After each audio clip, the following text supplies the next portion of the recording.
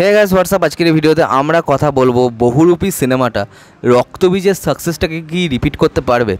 তো রক্তবীজ বেরিয়েছিল 1 বছর আগে এবং রক্তবীজ আমার কিন্তু পার্সোনালি খুব ভালো লেগেছিলো এবং যেরকম থ্রিলার ছিল এবং পার্সোনালি আমি যেহেতু আমার মামার বাড়ি বর্ধমানে এবং ওই ঘটনা যখন হয়েছিল তখন প্রায় পুজোর এদিক ওদিকই হয়েছিল এবং সেটাকে নিয়ে আমি কিন্তু একটুখানি হলেও অনেক অন্য সমস্ত লোকেদের থেকে সেই ব্যাপারটাকে নিয়ে ইনফরমেশান কিন্তু একটু হলেও বেশি ছিল আমার কাছে। তো সেই জিনিসটা একটুখানি সেই সময়গুলো মনে পড়ে যাচ্ছিলো সিনেমাটা দেখার সময়। তো আমার পার্সোনাল ওপিনিয়ন, রক্তবীজ কিন্তু আমার খুব ভালো লেগেছিলো, খুব পছন্দের একটা সিনেমা।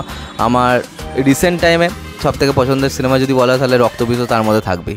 তবে এই সিনেমার মধ্যেও বেশ কিছু নেগেটিভ পয়েন্টস ছিল, তো সেগুলো নিয়ে কথা নাই বা বললাম। এখানে ওই সিনেমায় যেভাবে অ্যাকশনটাকে হ্যান্ডেল করা হয়েছিল এবং থ্রিলার পোর্শনটাকে যেভাবে হ্যান্ডেল করা হয়েছিল এবং বেশ কিছু সোশ্যাল মেসেজেসও ছিল, সেগুলো দেখে বেশ ভালো লেগেছিলো।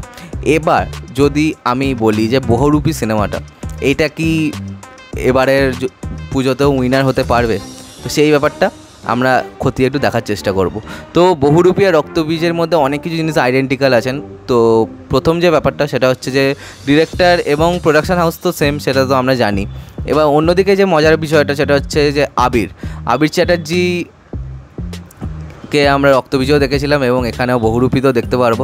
এবং যদি আমি বলি বা যদি আমরা খতিয়ে দেখি, ঠিক আছে, ভালোভাবে কিন্তু এটা দেখতে হবে যে আবির কিন্তু পুজোতে যখনই এসছে সে কিন্তু বাজি মেরে বেরিয়ে গেছে। সেটা ব্যোমকেশ পর্ব হোক, সেটা কর্ণসুবর্ণের গুপ্তধন হোক, সেটা হতে পারে এই সিনেমাটা রক্তবীজ, ঠিক আছে। তো প্রত্যেকবার পুজোতে দেবের সাথে একটা ক্ল্যাশ হয় বটে, দেব সৃজিত, এবং মাঝখান থেকে দেব সৃজিতকে হারিয়ে দিয়ে কিন্তু কোথাও না কোথাও আবির কিন্তু বাজি মেরে দিয়ে চলে যায় কন্টিনিউয়াসলি। যদি আমরা বেশ কিছু বছরের আগের পুজোগুলোকে আমরা দেখি, আবিরের কিন্তু সিনেমার যে সাকসেস রেশিও সেটা কিন্তু অনেক বেশি পুজোতে।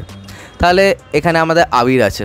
এবং সবথেকে বড় যে ব্যাপারটা যেটা আমার মনে হয়েছে যে এবারে কিন্তু বহুরূপী একটুখানি হলেও চাপে থাকবে। কারণটা কি, যে রক্তবীজ দেখার পর শিবপ্রসাদ এবং নন্দিতার এই যে জুটিটা, এদের ওপর কিন্তু মানুষের অনেক বেশি আস্থা বেড়ে গেছে। এবার আমি কিন্তু এই পয়েন্টসগুলো বলছি জাস্ট আমার যেটা মনে হচ্ছে তার জন্য, ঠিক আছে। আমি কিন্তু এখানে কোনো কনক্লুশন ড্র করছি না। তো আস্থা অনেক বেড়ে গেছে, তার কারণে সবথেকে বড় সমস্যা যেটা হবে, সবাই ভাববে যে আমরা রক্তবীজের মতো কোনো একটা জিনিস দেখতে চলেছি এবং রক্তবীজের থেকেও এক্সট্রাঅর্ডিনারি কিছু দেখতে চলেছি। তো মেবি এটা হতেও পারে রক্তবীজের থেকেও ভালো হয়ে গেল। তবে এবার পুজোতে সবসময় আমরা যে সিনেমাটার ওপর মনে করি যে এই সিনেমাটা সবথেকে বেশিভাবে চলবে, সেই সিনেমাটা কিন্তু কোথাও না কোথাও একটুখানি হলেও বসে যায়। কারণ আগেরবার পুজোতে যদি আমরা বলি যে বাঘা যতীন সিনেমাটা, সেটা কিন্তু অত ভালোভাবেও কিন্তু পারফর্ম করতে পারেনি। সেটা কোথাও না কোথাও অডিয়েন্স সাথে সেভাবে কানেক্ট করতে পারেনি এবং যে সেটা সেই সিনেমার যেরকম সাবজেক্ট ছিল সেটা কিন্তু কখনোই একটা পুজো উইন্ডোকে ডিমান্ড করে না। অন্যদিকে আমি যদি বলি যে বহুরূপীর কথাটা, বহুরূপী একটা থ্রিলার, অন্যদিকে টেক্কাও একটা থ্রিলার, এবং থ্রিলার যে লোকটা সবথেকে ভালো বানাতে পারে তিনি আসছেন। এবং সবথেকে আলাদা যে ব্যাপার, যে শিবপ্রসাদ নন্দিতা কিন্তু এর আগে কিন্তু এনারা পুজোতে আসতেন না, কিন্তু রক্তবীজের সাকসেসটা দেখার পর তারা কিন্তু পুজোতে আসা শুরু করেছেন। এবং সবথেকে অন্য যে ব্যাপারটা আমাকে ভাবাচ্ছে সেটা হচ্ছে যে এখানে কোথাও না কোথাও যদি আবিরের যে একটা প্রেজেন্টেশন যেটা রক্তবীজে আমরা দেখেছিলাম, যেটা কর্ণসুবর্ণতে আমরা দেখেছিলাম, সেই যে প্রেজেন্টেশনটা যদি কোনোভাবে দমে যায় তাহলে কিন্তু একটুখানি হলেও চাপ হবে। কারণ শিবপ্রসাদ বাবু এতই ভালো একজন, এত উচ্চমানের অভিনেতা, তার ছায়ার তলায় কিন্তু আবিরের চাপা পড়ে যাওয়ার চান্স কিন্তু অনেকটা বেশি।